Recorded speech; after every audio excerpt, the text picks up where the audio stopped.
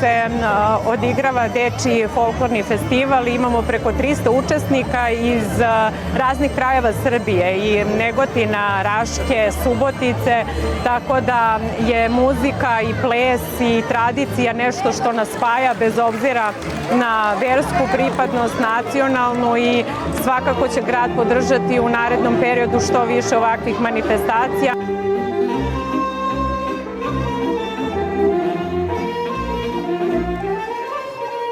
Sami vidite da smo i stvorili uslove da možemo ovakve festivale, ovakve sabore folklora da organizujemo. Inače, gradska opština Crveni krst iz svog budžeta izdvaja oko 18 miliona dinara, tako da pomažemo svim kulturnim manifestacijama i sportskim, i glavni cilj rukovodstva je da razvijemo duh kod naše male dečice, kod naših mladih ljudi, jedan duh druženja, duh zajedničkog rada, kolektivnog rada, i danas smo svi prezadovoljni.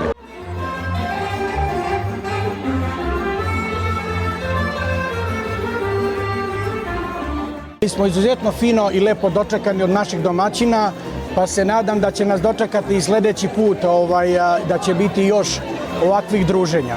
Gledamo da bude lepo vreme, proleće, da nije previše vrućina, da nije hladno, da možemo da iskoristimo priliku da deca odigraju neko zajedničko kolo, da se druže, da eto sve protekne u najboljem mogućem redu.